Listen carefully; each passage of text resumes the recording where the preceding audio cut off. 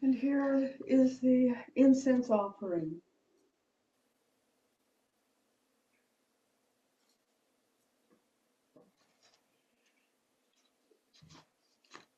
In gratitude, we offer this incense to all Buddhas and Bodhisattvas throughout space and time.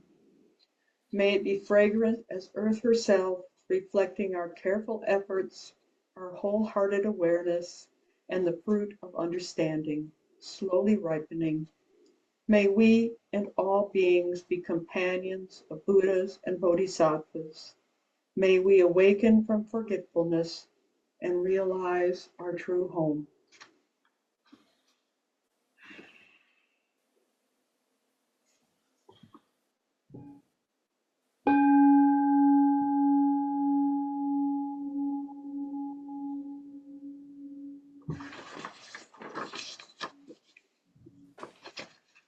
And now the opening verses of Refuge in Invoking Bodhicitta. Perfection of wisdom, Mother Buddhas, Bodhisattvas, and all beings, nourishing, holding, and healing all, Great Mother Earth, precious jewel of the cosmos, to you we bow in gratitude. We take refuge in the earth as our teacher, the one who shows us the way in this life. We take refuge in the earth as an expression of the Dharma, the teachings of interbeing, understanding, and love.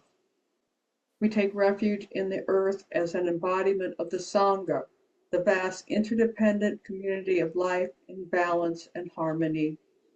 Living within the web of life on earth, we dedicate ourselves to embodying awakened awareness on the path of healing in service to all beings.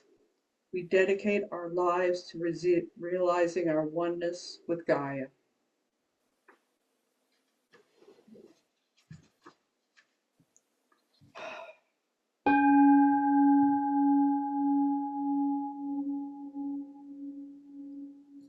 The four thoughts that turn the mind to the Dharma.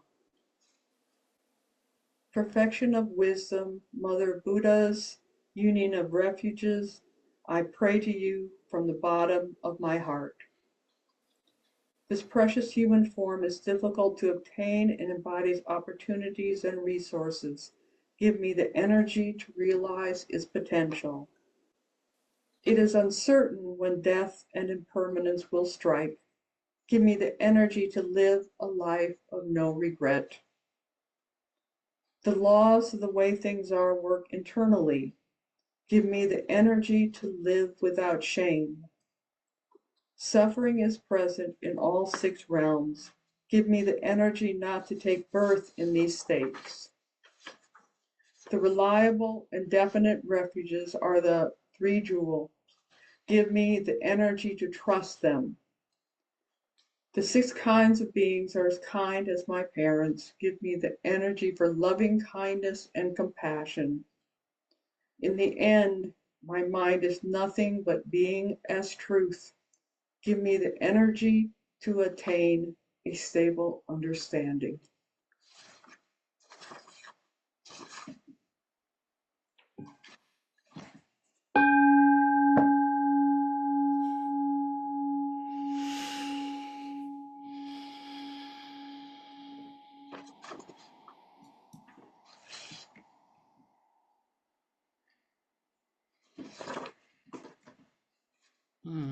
Okay. So anyone who isn't muted, please mute while we do the Dharma talk.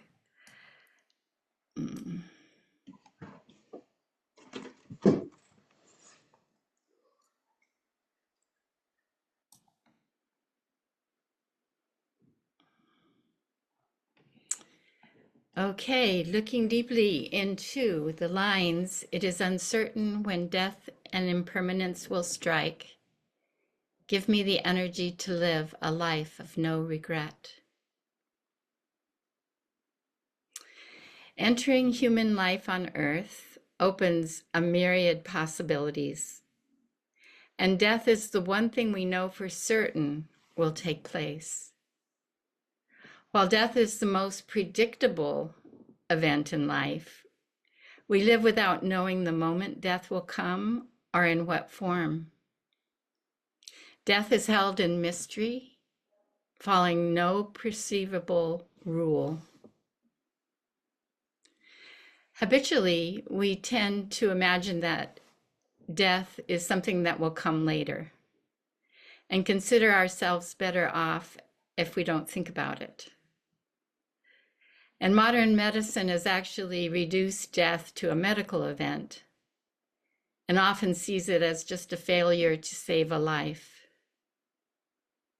And thus, it is common for the gifts that are offered by death to be to just pass unreceived. So in today's talk, I'm going to include quotes and paraphrases from Frank Ostaseski's book, The Five Invitations, Discovering What Death Can Teach Us About Living Fully. And Frank is a Buddhist teacher and a leading voice in end-of-life care and someone who speaks quite eloquently to the transformative power of death. And from his life experience, which is an amazing one, he's sat with over 1,000 people as they died. He asks, suppose we stop compartmentalizing death and cutting it off from life. Imagine if we regarded dying as a final stage of growth that holds an unprecedented opportunity for transformation. Would we then turn toward death like a master teacher and ask, how then shall I live? Life and death are a package deal, he goes on to share. You cannot pull them apart. We cannot be truly alive without maintaining an awareness of death. Death is always with us in the marrow of every passing moment. She is the secret teacher hiding in plain sight. She helps us to discover what matters most. And the good news is we don't have to wait until the end of our lives to realize the wisdom that death has to offer. Contemplating life and death as one guides us into deeper dimensions of what it means to be human. And in my recent contemplations and preparing for this and really looking at this life and death together, I saw how deeply intertwined they are, that life feeds death and death feeds upon life. And they are a continuance of one another.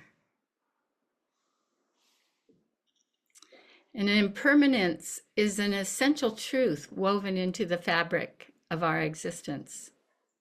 It is inescapable, perfectly natural, and our most constant companion. All things pass. This moment gives way to the next. Civilizations rise and fall. Material things break down, and bodies age and die. It's like everything is vanishing right before our eyes.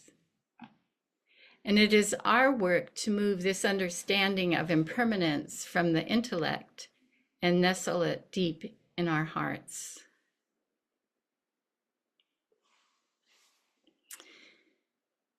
And after living through the horrors of the war in Vietnam, Thich Nhat Hanh was able to speak of impermanence as a source of freedom.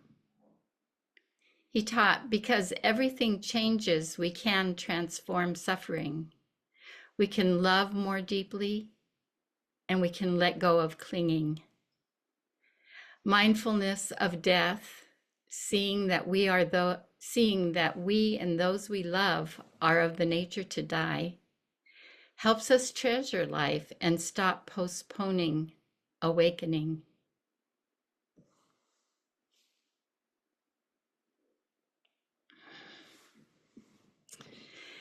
And as we're all aware, we are in a time when the forces of death are at work in plain sight and all across the world. And the truth that we and our loved ones are of the nature to die has become starkly more apparent. And we are called to use this moment to awaken. And the first time that I read the line, "Give me the energy to live a life of no regret," I reacted. I was like, my life was filled with regret. How could I possibly live a life of no regret? And yet this question became a contemplation, which has guided me into an acceptance of my life. It has brought insight into how the needs and logic of my wounded child caused me to hold back from adventures of life, and yet developed wisdom from an inward perspective. So where I lived with chronic self-judgment and regret, I now experience compassion for both my adult self and my younger self. And in researching Buddhist teachings that address the line, "Give me the energy to live a life of no regret," I found this teaching. Regret often comes from not being present, acting out of habit or distraction. And this says so much, said so much to me. And it is the times when my habitual reactions replace presence that I'm most likely to act in ways that I will regret. And the teaching went on to say that mindfulness restores us to the immediacy of the moment where life unfolds and choices can be made. And Thich Nhat Hanh taught that when we live deeply in the present moment, we see that we already have enough conditions to be happy.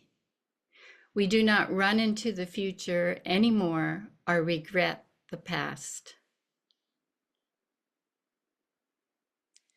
Living a life of no regret is not contingent on never having made mistakes. It is about living awake, aware enough to see, learn, and transform in the very moment of living. We practice not to become perfect, but to facilitate our return to the present moment, where we are willing to risk making mistakes in our quest to love and create a better world. And we are able to course correct when we need to. It is uncertain when death and impermanence will strike. Give me the energy to live a life of no regret.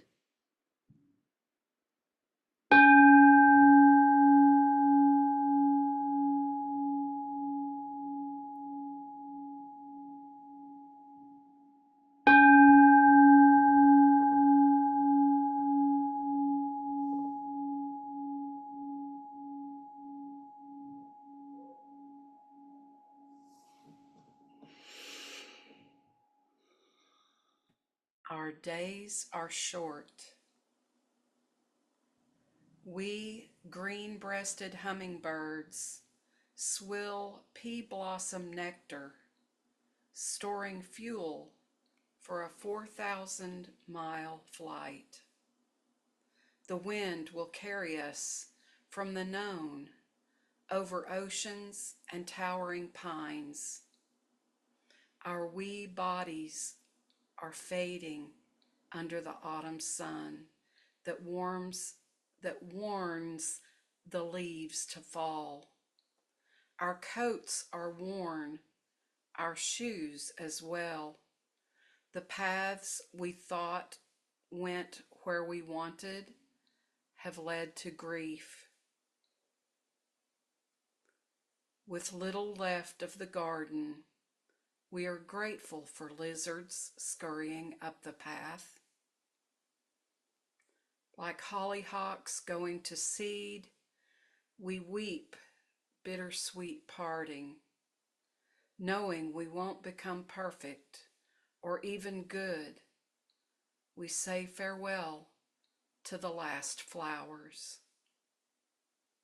Flying strange skies, we will sing of the loves we have left. Strumming the wind's feathers, our wings will grow strong for the flights beyond miles.